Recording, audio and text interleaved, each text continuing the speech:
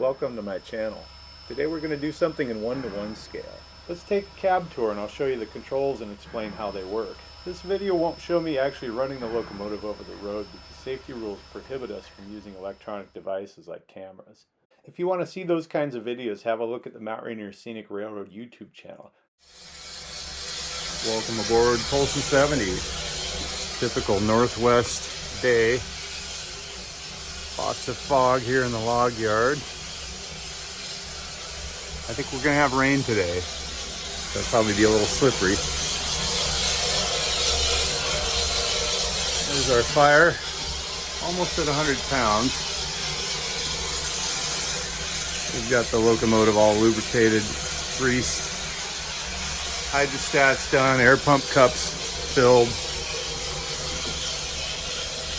hammer tested for loose parts. Fireman's view. Engineer's view. For those not familiar with steam locomotives, here's the throttle that sends steam down to the valves and to the cylinders.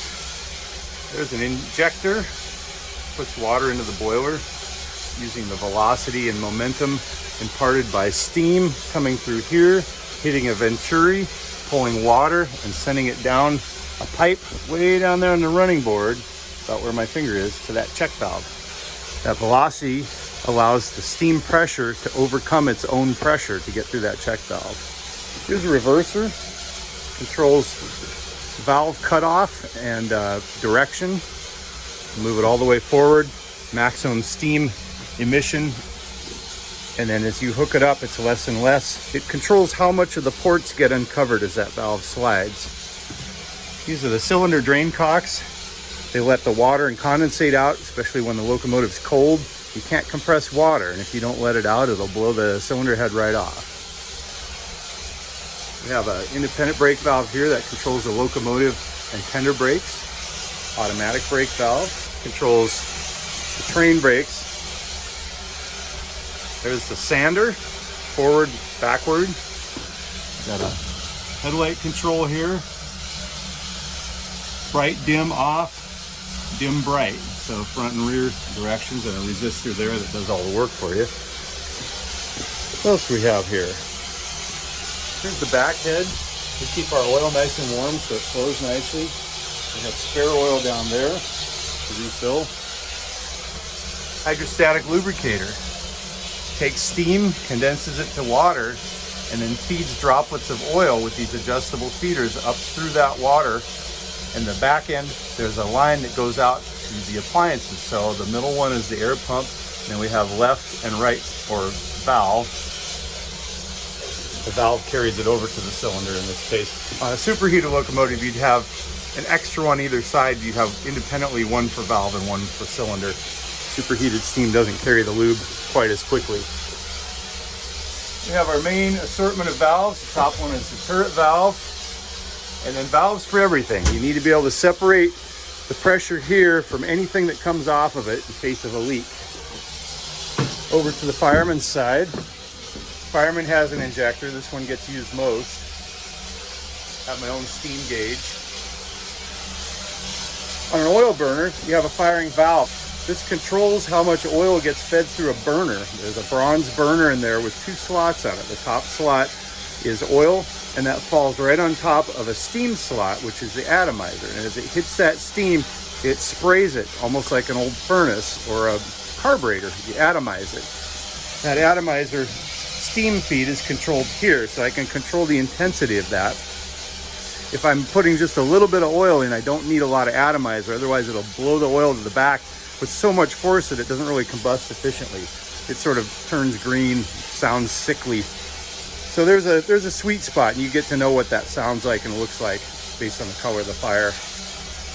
This is a damper, basically a big door in the front of the firebox that can regulate how much cold air comes in. What else do we have? We have other accessories here. We have a blower, so you can induce an artificial draft. If you really get desperate for some more oxygen to burn fuel, you can open that up. That goes to a nozzle in the front end that draws more air over your fire so you can burn more fuel. So if you're not working the locomotive hard, but you need to really make steam, you can do that.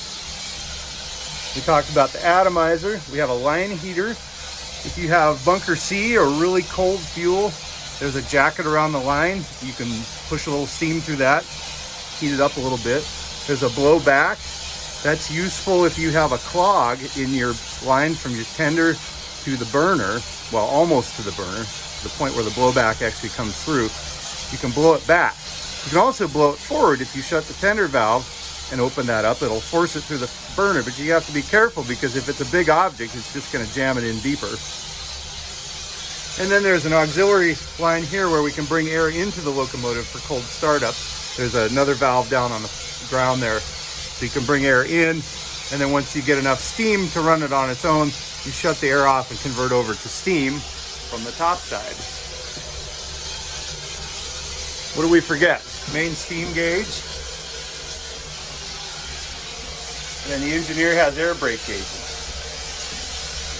We have a main res gauge, equalizing reservoir, and then brake pipe and independent.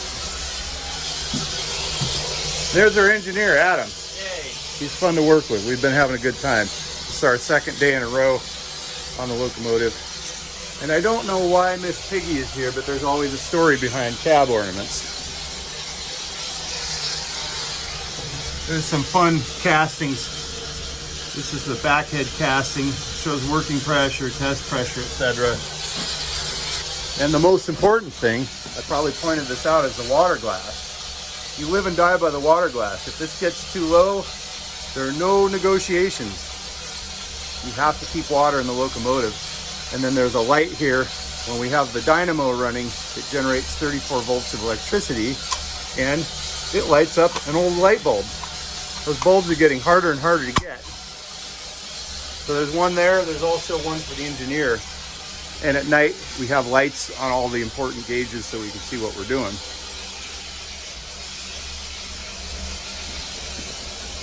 Next to us is the Willamette unit. You can read more about that online.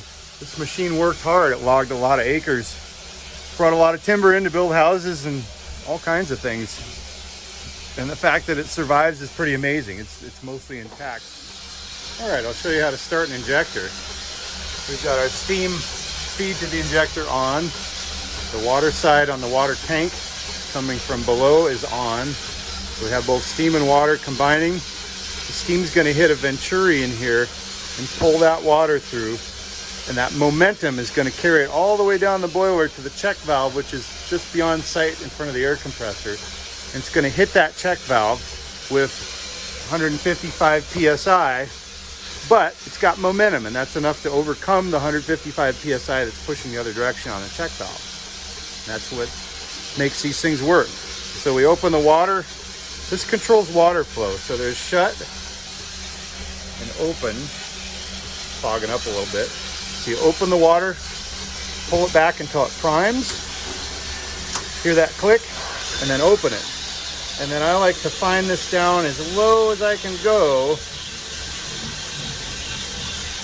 If you go too much lower, it'll stop working.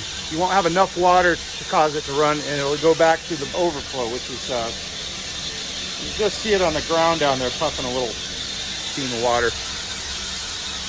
The slower you can feed the water, the more steam to water ratio you have, so it preheats the water and it doesn't shock the boiler as hard if you're feeding preheated water. Now there are certain circumstances where you can't always run this slow. If you have a high water demand where your boiler is working really hard, then you can open this up because it's going to be dumping into a hot boiler that's continuously making steam. But best practice is if you're just sitting here like this, I like to run it at a low feed. And you can tell the difference too. If I open this all the way up, my steam is going to drop noticeably in the boiler because I'm dumping relatively cold water into a hot boiler. At this rate, the change in the water level in the sight glass is barely noticeable. You pick a mark on the glass and you wait for it to come up to verify that the injector is working properly.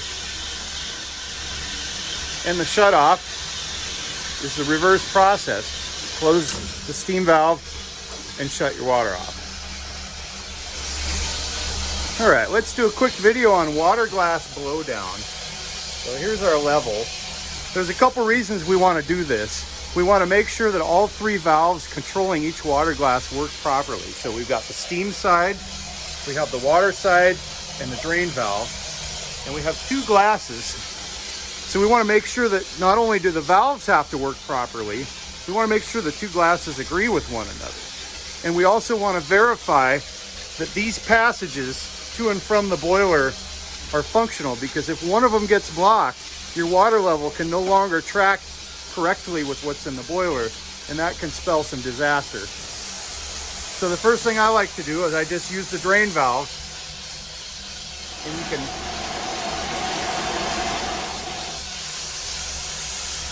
drain it down and you'll see it come back to a level. Now let's go check, make sure this one does the same thing. Same level. And it comes back. So I'm going to put my finger there, we're going to walk around, and we're going to see that this one agrees. So now let's do the full blowdown process. So our drain valve is shut still. We're going to close the water and the steam side. And the water valve on this locomotive takes forever to shut. It's actually all steam when it hits atmosphere, but I call this the water valve because it generally is the water level in the boiler is above this one. We'll close that, and let's do the upper one. Now, we're going to open the drain and verify.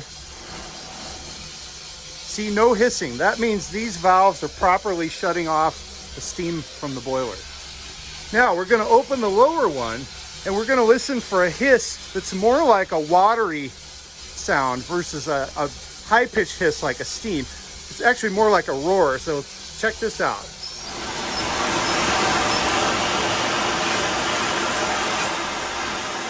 And notice how you're seeing water in the glass because there's no steam above it, so the pressure is coming up and it's filling the glass with that steamy water. Then when it hits atmosphere, it goes to steam.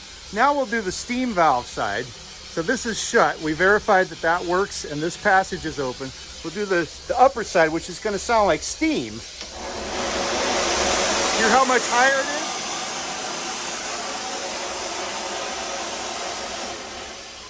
And this is why you wear gloves and sleeves, because there's a lot of hot stuff going on here. You can hear the difference in sound.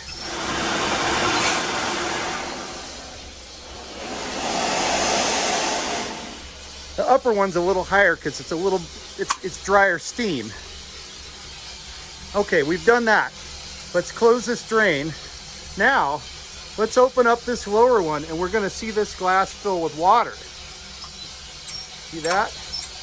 Full of water all the way to the top. And make sure you open this all the way and then close it a quarter turn. You don't want this passage restricted in any way. Otherwise, you could scale up and cause a plug, which would prevent this from draining and reading properly against the boiler. Okay, there's open, quarter turn. Now we're going to open this one and watch what happens in that glass. See the steam pushing down on the water column? And we close it quarter turn. And then I do a final blow just to make sure it comes back to where it should be. And then do the same thing for the other side. Make sure they agree with one another and you're good to go. You've verified that the valves work, the passages are clear, and the glasses agree with one another. And remember, this is the most important thing you have to watch on this engine. Anytime you step on a live steam engine, the first thing you want to do is look at that water glass and make sure that it's got water in it. Here's the water glass with the gauge light on. See the level right about there. When we're bringing this engine up to operating pressure each day, we leave the dynamo and the air pump off up until the safety lifts. When the safety lifts, we record that pressure and we turn on the air pump and the dynamo. That takes some of the steam off, brings it back down, and then the safety valve releases, and so we don't waste steam. So now with the cab lights on, through the camera lens you can see the gauges. We have additional lights that we can hang on there and over the foot plate for nighttime maintenance and early morning maintenance. See, the headlight is on, marker lights are on. A lot of heat coming off of that turret valve, so I figured I'd heat my potato up. Alright, got 175 psi in the boiler, 345 degrees on the surface. The cab wall is 153 degrees. Up where I sit, 109 degrees. It's tolerable, but you got to drink lots of liquids. Thanks for watching. Be sure to come out and ride Mount Rainier Scenic Railroad. It's a non-profit, and every little bit helps in any way you can support it. Even by riding the train, your ticket dollars help keep that locomotive running. Be sure to hit like and subscribe for more updates on my channel. Thanks again.